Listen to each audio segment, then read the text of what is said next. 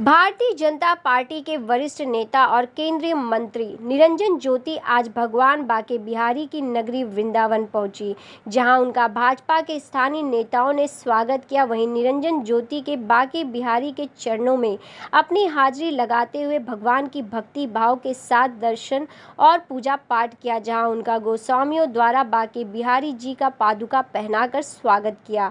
वहीं पर प्रसाद भेंट कर उनकी पूजा पाठ संपन्न कराई गई, जिसके बाद से निरंजन ज्योति ने पत्रकारों से बातचीत करते हुए क्या कुछ कहा, देखिए वृंदावन से यह खास रिपोर्ट। देखिए, सरकार सजग है और आपने देखा है कि जिन लोगों को जानकारी मिली उनके ऊपर रास्ता लगाई जा रही है।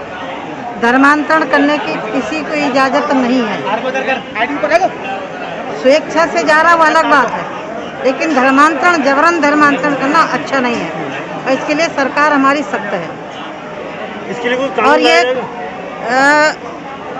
कानून पहले से बना हुआ है, ज़रूरत पड़ेगी तो इससे भी कड़ा कानून लाना चाहिए, क्योंकि हम किसी का धर्मांतरण नहीं करते, धर्मांतरण पर विश्वास भी नहीं करते हैं।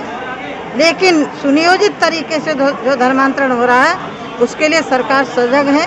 आपने देखा कानपुर में अभी पकड़े गए, लखनऊ में पकड़े गए, जहाँ भी हो रहा होगा जरूर उस पर सख्त कार्रवाई होगी। लगातार प्रदेश में नेतृत्व परिवर्तन की चर्चा। देखिए, आज मैं अभी बिहारी जी के दर्शन करने आई हूँ और कोरोना महामारी जैसी हमारे देश में और पूरे विश्व में आई, मैं बिहारी जी से प्रार्थना करती हूँ कि पुनः ऐसी कोई महामारी ना आए जिससे देश के लोग हताहत हों। जो इस कोरोना में हमको छोड़ करके हमारे अपने परिवारों को छोड़ के चले गए हैं, ईश्वर से प्रार्थना करती हूँ कि उन्हें सद्गति दे और उनके परिवार को हिम्मत दे इस कष्ट को सहन करने की। रामजन्मभूमि ट्रस्ट के ऊपर आरोप लग रहा है भूमि घोटाले। देखिए, जब अच्छे काम होते हैं तो घोटाले और ये क्या क्या भी लगाएंगे, क्योंकि 2022 का चुनाव आने वाला है।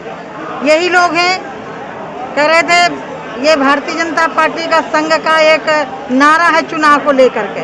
हम चुनावी, मैंने पहले भी कहा था कि राम जन्मभूमि चुनावी एजेंडा नहीं है, ये आस्था है।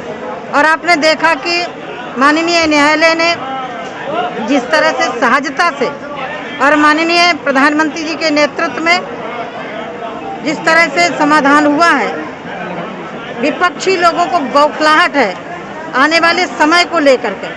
अब राजनीति करिए, लेकिन जिसकी हर चीज़ में नुक्स निकालना है, वैक्सीन में है तो सेना की सुरक्षा के लिए कोई औजार खरीदा जाए तो मैं मानती हूँ कि ये लोग हताश और निराश। सरकार ने जिस तेज गति से काम किया, गरीबों को लेकर के, किसानों से लेकर के, जिस तरह से स्वास्थ्य के क्षेत्र में, मैं ये मानती हूँ कि माननीय नरेंद्र मोदी जी के नेतृत्व में सरकार नहीं होती, जिस तरह से कोरोना जैसी महामारी आई थी, बहुत भयावह स्थिति होती।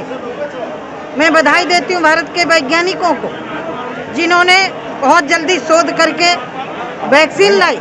वैक्सीन में नेतानगरी शुरू हो गई और वही लोग कह रहे थे भारतीय जनता पार्टी की वैक्सीन नहीं। अरे, वैज्ञानिक किसी पार्टी का नहीं होता, वैज्ञानिक किसी दल का नहीं होता। आप देख रहे हैं सक्षम न्यूज इंडिया, सबसे पहले सबसे तेज।